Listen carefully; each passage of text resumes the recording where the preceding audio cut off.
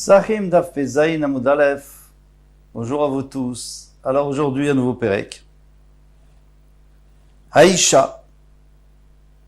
Alors la femme. Alors, le Corban Pessah. Donc, qui est généralement le père de famille, apporte le Corban Pessah pour sa femme, ses enfants, toute la famille. Alors, il peut y avoir un problème. C'est que le papa, donc, il apporte pour sa femme, il apporte pour sa fille aussi. Mais il se trouve que sa fille, c'est aussi la femme de quelqu'un d'autre. Elle est mariée. Alors, et son mari, à sa fille, il a aussi apporté. Alors, qu'est-ce qu'on fait maintenant? Quel Corban Pessah elle va-t-elle manger? Cette fille mariée. Elle va manger celui de son père ou celui de son mari? C'est très important parce qu'on ne peut pas être associé à deux Corbanot, l'un ou l'autre. Il faut se décider. Alors, Aïcha Bisman Shivivet Baala, quand elle est avec son mari, dans la maison de son mari, Shachat Alea Baala, Shachat Alea Via, son mari, lui, il a fait la shrita pour elle, bien sûr, et pour ses enfants, si elle en a. Et son père, cette femme, il a aussi pensé à cette femme. Tochal Michel Bala. Alors, c'est sûr qu'elle mange de son mari, parce que si on lui avait posé la question, elle aurait dit, bien sûr, je mange avec mon mari, je vais pas manger avec mon père. Alcha Regel Rishon, la sorte de Betavia. Maintenant, la première fête, Corban Pessah, par exemple, à Pessah, est allée chez son père. Alors, c'est la coutume que la première fête, le mari et la femme, donc ils viennent de se marier, le jeune couple va passer les fêtes chez le beau-père, chez le père de la fille. Donc ils sont là-bas. Maintenant, Shachata Leavia, donc le père, bien sûr, qui savait que sa fille allait manger à son seder, donc il a aussi pensé à elle. Shachata Leabala, mais son mari aussi, il a fait la shrita d'un Corban Pessah et il a pensé à sa femme. Tochal bemakom shirotsa, eh bien, elle peut manger ce qu'elle veut. Si elle veut, elle peut manger avec son père, si elle veut, elle peut manger avec son mari. Pas les deux, mais l'un ou l'autre, elle peut décider. Ça, il faut comprendre pourquoi. Parce qu'il faudrait décider, au moment du Corban Pessah, tu étais avec ton père ou avec ton mari? Ça peut être les deux. Puisque tu passes les fêtes avec ton mari chez ton père, donc c'est possible que tu dépends de ton père, c'est possible que tu dépends de ton mari, ça dépend de toi. Le Mara va expliquer. Yatom, un orphelin chez Shachatou Alav Baputropis, Poussim. Il a deux tuteurs et les deux l'ont prévu dans leur Corban. Yochal, comme Shorotse, lui aussi peut décider où il veut. Ça aussi, il faut comprendre comment il peut décider maintenant. Evet chez maintenant, un Evet qui appartient à deux associés. Donc un esclave qui appartient à deux associés, lo yochal Michel Shnem, il ne peut pas manger ni de l'un ni de l'autre. Alors ici, on parle de deux associés qui sont pas d'accord entre eux qui va donner à manger au Evet. Et chacun est makpid, il dit pourquoi c'est moi, l'autre il dit non c'est moi. Alors le Evet il peut rien manger nulle part. Mais s'ils se sont mis d'accord, il n'y a pas de problème. Alors il mange de celui qu'on a indiqué. Quelqu'un qui est moitié libre, moitié Evet, par exemple, il y a un de ces deux propriétaires qui l'ont libéré. Donc il est moitié à quelqu'un, moitié libre. Lo yachal Michel Rabo, il ne pourra jamais manger de son maître. Pourquoi? Parce que son maître, quand il a fait pour lui, il a fait pour la partie qui lui appartient. Vous allez me dire, bon, un homme, c'est un homme, il n'y a pas un demi-homme. Si, lui, il a pensé au côté esclavage. Alors il dit, bon, mon esclave, il n'a pas de quoi, je vais lui faire le Corban Pessah. Mais il n'a pas pensé au côté libre, en tant que libre, il peut s'acheter un Corban Pessah. En tant qu'homme libre. Voilà. Et tout ça, on va voir dans la Gemara. Maintenant, Gemara, Shmatmina, qu'est-ce que tu peux apprendre d'ici? Yesh Brera. Qui dit Brera? Alors, Brera, on a déjà parlé, on en reparlera chaque fois dans le chasse. Une femme, on est maintenant le soir de Pessah. Elle veut manger. Alors, elle est invitée chez ses parents avec son mari. C'est le premier Pessah.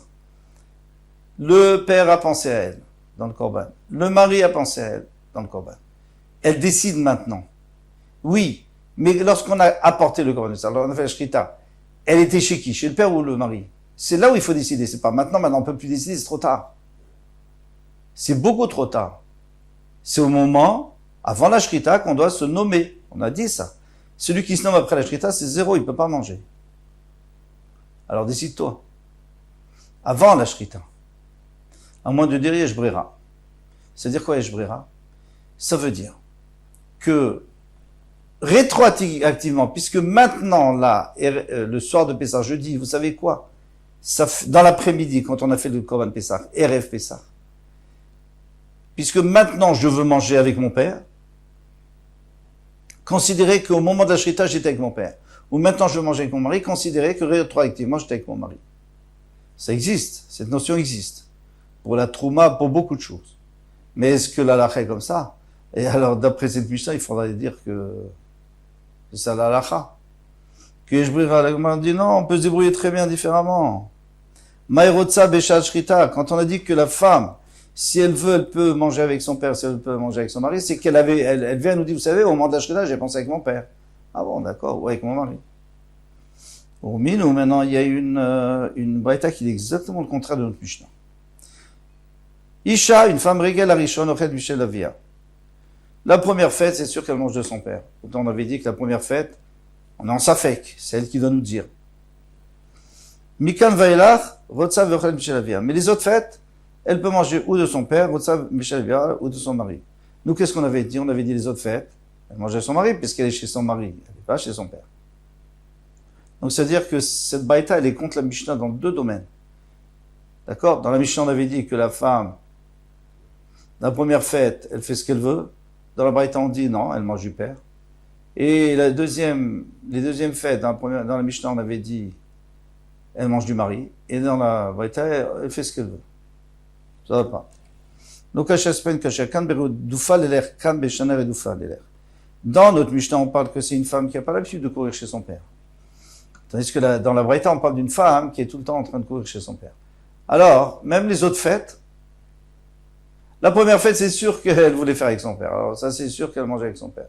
Pas comme notre Mishnah où on disait, elle fait ce qu'elle veut. La deuxième fête, alors là, elle fait ce qu'elle veut parce qu'il y a beaucoup de chances qu'elle ait envie d'être avec son père ou peut-être elle veut rester avec son mari. Mais chez nous, c'est une femme qui court pas chez son père, donc elle reste avec son mari, donc elle prend automatiquement de son mari. Et on apporte un passouk qui va dans ce sens. Dirtiv, comme il est écrit, Az Haiti Be'enav ki motzet shalom. À ce moment-là, j'étais devant, aux yeux d'Hachem, ici on parle de l'assemblée d'Israël, ki motzet shalom comme une femme parfaite. Rabbi Yochanan ki kala shelimset shlema ve'etramia, comme une kala qui est très appréciée dans la famille de son mari. Elle court dire à son père qu'elle est contente.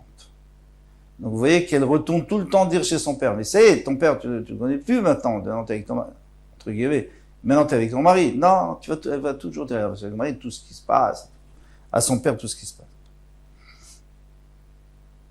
Qui est directif, comme il est écrit aussi, Vaya Bayomahu, et ce jour-là, donc, là tu de lavo, au monde futur, Neum Hashem, parole d'Hashem, t'écris Ishi, Velo t'écris Li, Odba. Alors c'est très intéressant. Tu vas m'appeler, ça veut dire que les bénis Israël vont appeler Hachem mon homme, Vélo, et pas mon Baal. Quelle est la différence? Baal, ça veut dire mari. Quelle est la différence entre mon homme et mon mari? Dans le temps, on disait toujours mon homme. Les paysans, ils le disent encore, mon homme. Alors, en hébreu, c'est un peu différent. Ishi, c'est-à-dire quelqu'un avec qui je cohabite. Donc, c'est une femme qui est mariée. Baali, c'est une femme qui est fiancée. Attention, fiancée avec Kiddushin. Donc, elle est dépendante de son mari. Et elle a même peur de son mari parce qu'elle n'est pas encore à l'aise avec lui. Alors, au temps de la Gemara, comment on faisait? On faisait des fiançailles. Les fiançailles ont donné les Kiddushin, c'est-à-dire que la femme était mariée. Mais pour l'instant, ils n'habitaient pas ensemble. Elle restait chez son père. Le temps de se préparer, le trousseau, tout ça. Et 1 an plus tard, ils se mariaient sous la choupa, et à ce moment-là, ils habitent ensemble. Alors, pendant toute cette année, elle l'appelle mon Baal. Mon Baal, c'est-à-dire mon patron. Parce qu'en vérité, elle peut pas aller avec des autres hommes. C'est son mari. Si elle va avec un autre homme, elle est Chayevet Mita. Donc elle a peur de lui, mais pour l'instant, elle n'est pas vraiment à l'aise avec lui. Tandis qu'une fois qu'elle se marie, c'est Ishut. Elle est très à l'aise avec lui, et c'est fini, quoi. Elle l'aime beaucoup. Elle aime beaucoup plus. Ou on va dire que c'est un amour beaucoup plus profond, voilà. C'est sûr qu'une fiancée aime son mari aussi. Alors, on a quel rapport avec nous et Hachem? Et qu'est-ce qu'il a dit Rabbi Yochanan? Kekala bevet chamea. Il dit que pour l'instant, nous, les Bnei Israël, on est avec Hachem comme une kala. C'est-à-dire, on a peur d'Hachem. C'est notre balle, mais on n'aime pas tant que ça. Velo kekala bevet avia. Mais pas comme si on était, pardon. À ce moment-là, on sera kekala bevet chamea, c'est-à-dire, on sera chez notre belle famille. Velo kekala bevet avia, mais pas comme à la maison, chez son père. Ça veut dire quoi? Et qui est le mari? C'est Hachem, bien sûr. Ça veut dire que la Knesset Israël, tout le monde connaît ça, hein, ça fait partie de Shir HaShirim. La Knesset Israël, l'Assemblée d'Israël, pour l'instant, on a peur d'Hachem. Et c'est ce qui est écrit dans le Gemara, Oili mi yotzri, Oili mi yitzri. Moïtsara, il me dit, il va faire des bêtises, Hachem me dit le contraire, alors j'ai peur de lui, je sais plus quoi faire. Hachem me fait peur, le Yitzhara m'entraîne, alors je sais plus quoi faire, je suis entre les deux. Ou ça voudrait dire quoi? Ça voudrait dire qu'on est marié avec Hachem, qui vient Chol. Mais on est encore chez notre père, on est encore chez nous. Et alors, on a peur, mais voilà. Au temps du Mashiach, le Yitzhara, il n'y aura plus de Yitzhara, on va lui faire la Shrita. Et alors, il n'y aura que Hachem. Et alors, on n'aimera que Hachem. Et alors, à ce moment-là, il sera Ishi, il sera notre mari, qui vient Chol, comme si on pouvait dire. Et il sera plus notre fiancé. C'est ça le but. Le but du Mashiach. Alors, comme nous avons parlé de Shir HaShirim pour expliquer le fiancé, le marié, la différence, eh bien, la Gemara va continuer avec Shir HaShirim. Achot lanu ketana, nous avons une petite sœur, Veshadayim enla, elle n'a pas de sein. C'est-à-dire qu'elle n'a pas de sein, c'est-à-dire qu'elle ne peut pas allaiter, elle ne peut pas donner aux autres. Amar Rabbi Yochanan a dit, Zoélam, c'est Elam. Elam, c'est le pays de Shushan Abira, dans lequel, donc, Shushan Abira, c'était la capitale de Elam. Chez Zarta Lilmod, elle a réussi à élever une personne, Daniel, qui va étudier. Velo Zarta Lilamed, mais pas, il va pas pouvoir enseigner aux autres. La même chose pour Mordechai, qui avec Shushan Abira, il étudiait, mais il ne pouvait pas enseigner aux autres. Pourquoi? Parce que les Israël n'étaient pas intéressés à cette époque d'étudier. Ils étaient découragés dans le galout, quand ils avaient été exilés, etc. Donc, ils ont réussi à apprendre, mais pas à enseigner. Ani Choma, moi je suis une Choma, je suis une muraille, donc je protège. Veshadai Kemigdalot, et mes seins sont comme, ça c'est une image de Shir HaShirim, comme des tours de garde, de protection. Et l'Utamidei Chachamim, pardon, Amar Rabbi Yochanan dit, de quoi parle-t-on? Ani Choma zu Torah. Je suis une Choma, je suis une muraille, c'est la Torah. Parce que la Torah protège la personne du mal. Veshadai Kemigdalot et l'Utamidei Chachamim, c'est les Talmidei Chachamim, qui protègent la ville comme des tours de garde. Parce qu'on sait que les Talmidei Chachamim, à eux-mêmes, ils protègent toute la ville, donc c'est pour cette raison qu'ils n'ont pas besoin de payer d'impôts. Verava Amar, Anichoma, Rava dit une autre allusion du pasuk. Anichoma, zu Knesset Israël. C'est Knesset Israël, qui sont comme une muraille, l'Assemblée d'Israël, sont comme une muraille qui font tout pour pas s'assimiler. Ils se protègent eux-mêmes, ils s'autoprotègent. Veshadai Kemigdalot et l'Ubate Knisot, Bate Medrashot. Et maintenant, mes seins qui sont comme des tours, parce qu'ils protègent, ils gardent, ils enseignent la Torah. Donc c'est pas du tout ce qu'on avait vu avant, que En la Shadaim, elle n'a pas, elle peut pas donner aux autres. Ici on dit que si, on peut donner. On peut protéger tout le monde. Amarav Zutra Bartouvé, Rav Zutra Bartouvé Amarav, on aura Maïdirtif, qu'est-ce qui est écrit à Sherbanenu Kintim? Nos enfants sont comme des plantations, Megoudalim, Binorem, qui ont grandi et qui sont restés jeunes. On va expliquer tout ça. Noter nos Kezaviot. Nos fils sont comme des coins. Les coins, le mur. Mechut Avot, Avnit Echal, et qui ont l'apparence, la beauté du Echal. Echal, c'est le Beth Amikdash. Asher Banenu Kintim. Alors, on va expliquer chaque passage. Asher Banenu Kintim, nos garçons, nos enfants, nos garçons sont nos fils sont des Netim, donc on parle des Bnei Israël, ils sont des plantes, des magnifiques plantes. Et le Bachoré Israël, c'est les jeunes Israël, les adolescents Israël, chez l'Otamutam Chet, ils n'ont jamais fait de faute avec des filles. Donc ils sont on va expliquer tout de suite. Mais notez-nous qu'ils aviot et le Betulot Israël. Non. Alors je vous explique. Parce qu'il y a écrit, c'est que Netim Megoudalim, ils ont grandi, Benourem, ils sont restés jeunes. C'est-à-dire qu'ils ne sont pas allés avec les filles. Mais notez-nous qu'ils aviot, nos filles sont comme des coins. Alors les coins, on va voir plus loin que les coins, c'est lorsque on remplit une grange. Alors au début on met au milieu, puis automatiquement ça continue, puis après ça va contre les murs et ça pousse un peu dans les coins. Donc c'est-à-dire qu'elles sont pleines, les filles. De quoi elles sont pleines? Et l'Oubetolot Israël, c'est les filles vierges d'Israël. Sheogdot Pitrehem, les Baléem. C'est-à-dire elles interdisent l'accès à elles-mêmes et elles le gardent pour leur mari quand elles seront mariées. Donc elles ne vont pas avec les garçons. Vechen Omer, il y a écrit au Malouk et Mizrak, Kezaviot Mizbeach. Elles sont pleines. De quoi elles sont pleines? D'amour pour leur mari. Et pourtant, elles se retiennent des autres. Quelle beauté. Mais Fikim Mizan Elzan, comme lorsqu'on met dans un silo, on met du blé, et ça pousse, et ça pousse, et ça pousse. Et après, dans les coins, il y en a énormément, et ça permet de manger toute l'année, d'une année à l'autre. Mechut avot tavnit echad, elu ve'elu ma'ale alehem hakatuv kilu nivnei echad be'emem, pardon. Ces garçons et ces filles, mais comme ils se conduisent tellement bien, c'est comme si le echad avait été construit en leur jour. Dvar Hashem Asharaya et Hoshea. Alors maintenant on va parler de Hoshea. Dvar Hashem, donc Hashem va parler à Hoshea, qui était un des Nevi'im tardifs. Bimé Uziaou, c'était au temps de Uziaou, du roi Uziaou. Et aussi Yotam, qui était après Uziaou.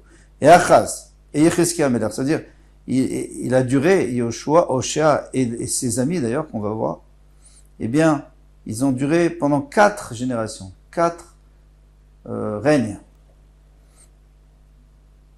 Et Chizkia Melech Yehuda. Beperek Echad Nitnavu Arba Nevi'im. Donc ils étaient Nevi'im en même temps, les 4. Gadol Shebekulam Hoshea. Le plus grand c'était Hoshea. Shenema, comme il dit, Trilat Dvar Hashem Behoshea. Les paroles d'Hachem étaient, il a commencé à parler avec Hoshea. Demande la Gemara, Vechi Hoshea est-ce qu'il a parlé d'abord avec Hoshea? Mais non, il a parlé beaucoup avant.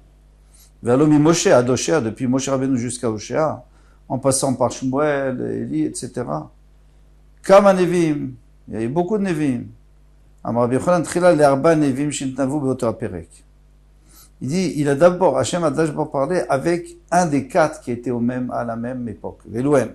Les voici, Hoshea, Yeshaya, Amos ou Micha. Alors, ça va être très intéressant. Akash Baruch Hu va dire à Hoshea, Banecha chatu, tes enfants, vous fautez. Voilà, je vais être obligé de les punir. Les Bnei Israël ne respectent pas la Torah.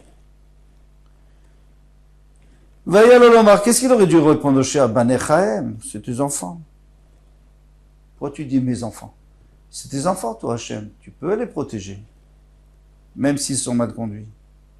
Benechanunecha, hem, c'est des enfants de ce que tu as aimé et de ce que tu as des avot dont tu as pitié, qui sont Ben Avraham, Yitzhak et Yaakov.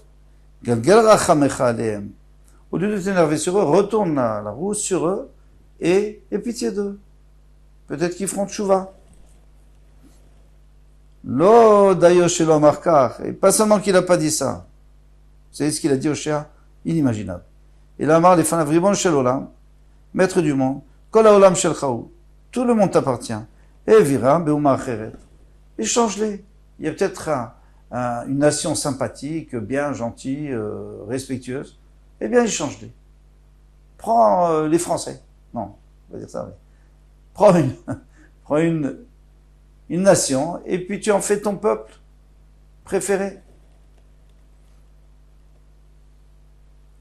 Alors, Amar Jboch a dit, Ma c'est la zaken, qu'est-ce que je fasse avec ce vieux-là? Pourquoi il dit ce vieux?